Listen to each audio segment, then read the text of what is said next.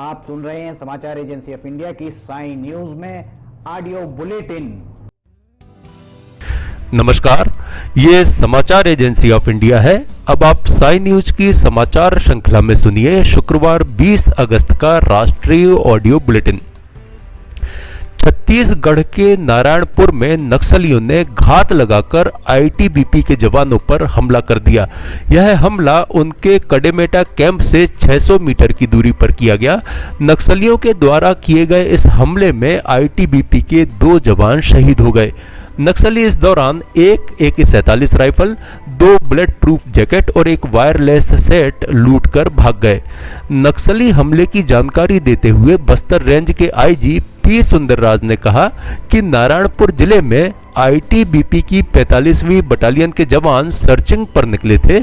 इसी दौरान घात लगाए हुए नक्सलियों ने फायरिंग आरंभ कर दी। इसके बाद आईटीबीपी के जवानों और नक्सलियों के बीच मुठभेड़ आरंभ हो गई। जनाधार बढ़ाने के उद्देश्य से भारतीय जनता पार्टी के नए मंत्री अपने अपने राज्यों में जन आशीर्वाद यात्राएं निकाल रहे हैं। अब ये यात्राएं विवादों के घेरे में दिखाई दे रही हैं। मध्य प्रदेश के इंदौर जिले में केंद्रीय मंत्री ज्योतिरादित्य सिंधिया के स्वागत में जन आशीर्वाद यात्रा का आयोजन किया गया था। इस यात्रा में समर्थकों के साथ एक घोड़ा भी नजर आ रहा था जो कि भगवा रंग से रंगा गया था। इसे लेकर अब नया विवाद उत्पन्न हो गया है।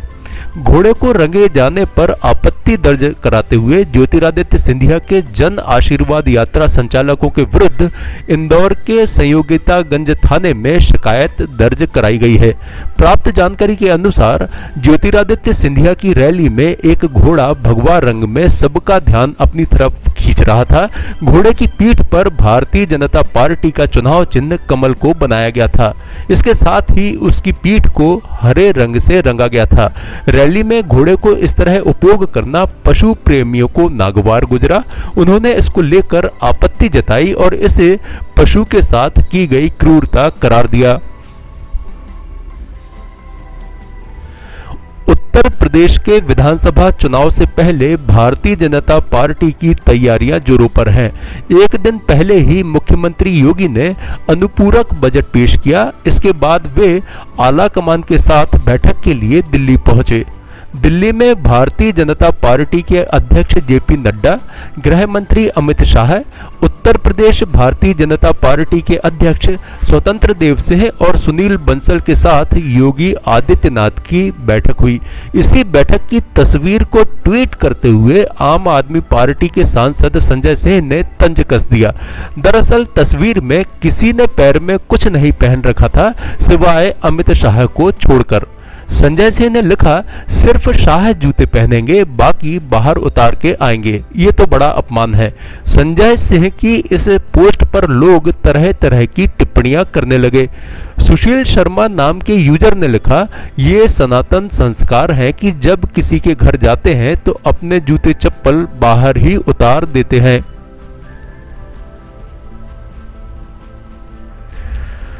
महाराष्ट्र के नागपुर में अवैध रूप से रह रहे एक अफगानी नागरिक को इसी वर्ष उसके देश वापस भेज दिया गया था।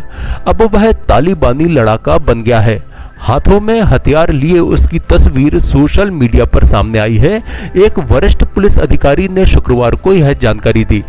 तालिबान ने रविवार 15 अगस्त को काबुल पर कब्जे के साथ अफगानिस्तान को अपने नियंत्रण में ले लिया।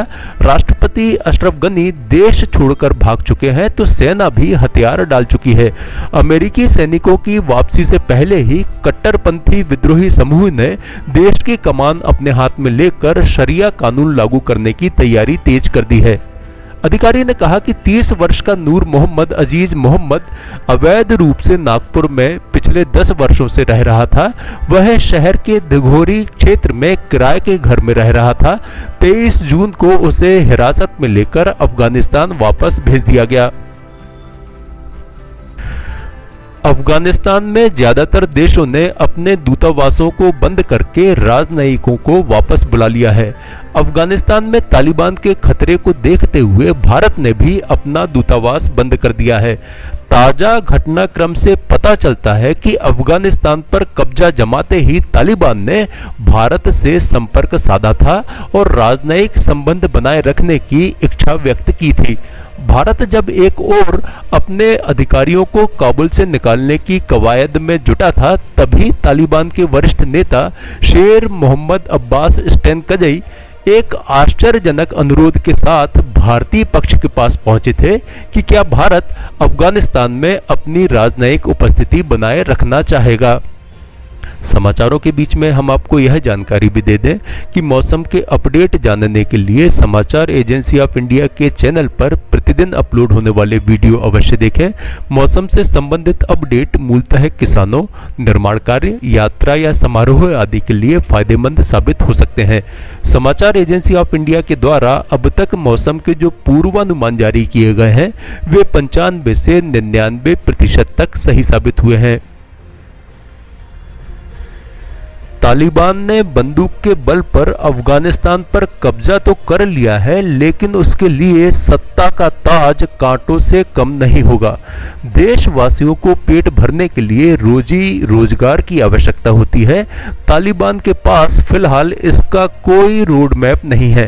अफगानिस्तान में उसके कब्जा जमाने के बाद तमाम प्रतिष्ठान बंद हो गए हैं।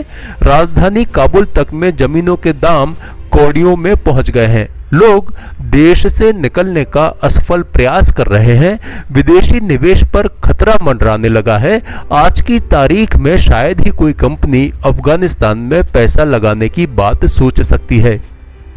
दूसरी बात यह है कि अफगानिस्तान की अर्थव्यवस्था पहले से ही कमजोर है। यह मुख्य रूप से कर्ज और इमदाद पर टिकी है। यह पैसा उसे अमेरिका, जापान, विश्व बैंक, अंतर्राष्ट्रीय मुद्रा कोष और यूरोप सहित अन्य विकसित देशों से मिलता आया है। तालिबान अफगानिस्तान के विदेशी मुद्रा भंडार का उपयोग नहीं कर पाएगा।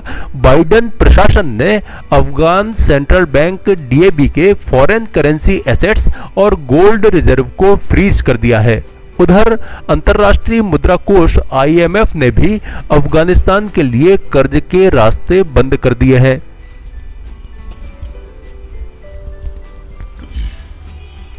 दिल्ली उच्च न्यायालय ने हनी ट्रैप मामले की आरोपी एक महिला को इस आधार पर अग्रिम जमानत देने से मना कर दिया है कि जांच अभी आरंभिक चरण में है और यह पता लगाया जाना बाकी है कि क्या वह किसी अन्य मामले में शामिल तो नहीं थी। न्यायमूर्ति सुब्रमण्यम प्रसाद ने कहा कि महिला पर गंभीर अपराध का आरोप लगाया गया है और उसके फरार होने की आशंका है।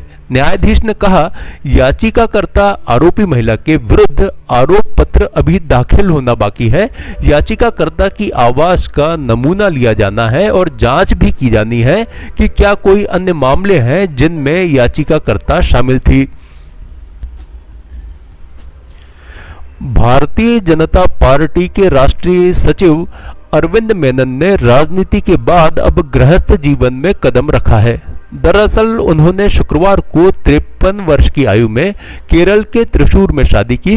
उन्होंने परिजनों की उपस्थिति में श्रुति के साथ 7 फेरे लिए।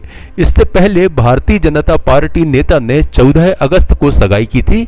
ऐसी जानकारी सामने आई है कि अरविंद मेनन शादी के बाद केरल में पार्टी का काम संभालेंगे और पार्टी के विस्तार पर ध्यान देंगे। ऐसी जानकारी भी है कि उनकी पत्नी श्रुति भी राजनीति में सक्रिय हो सकती हैं। अरविंद मेनन की पत्नी केरल के पलक्कड़ जिले की रहने वाली है। मुंबई में बृहस्पतिवार को कोविड नियम तोड़कर जन आशीर्वाद यात्रा निकालने के आरोप में 19 लोगों पर मामला दर्ज किया गया है। इनमें से ज्यादातर यात्रा के आयोजक हैं। आरोप है कि यात्रा के दौरान इसमें शामिल लोग सोशल डिस्टेंसिंग का नियम तोड़ते हुए दिखाई दिए। अधिकतर ने मास्क भी नहीं पहना था। इस यात्रा के दौरान केंद्रीय सूक्ष्म, लघु और मध्यम उद्यम मंत्री नारायण राणे ने शिवाजी पार्क जाकर बाला साहब ठाकरे के समाधि स्थल पर फूल चढ़ाए थे। राणे के वहां से जाने के बाद स्थानीय शिवसेना कार्यकर्ता अप्पा पाटिल ने कुछ साथियों के साथ मिलकर गौमूत्र और दूध से बाला साहेब ठाकरे स्मारक को पवित्र करने का काम किया। इससे पहले शिवसेना सांसद संजय राउत और विनायक राउत ने राणे के बाला साहब समाधि स्थल पर जाने का विरोध किया था। आप सुन रहे थे समाचार एजेंसी ऑफ इंडिया की साई न्यूज की समाचार श्रृंखला में शरद खरे से शुक्रवार 20 अगस्त का राष्ट्रीय ऑडियो बुलेटिन।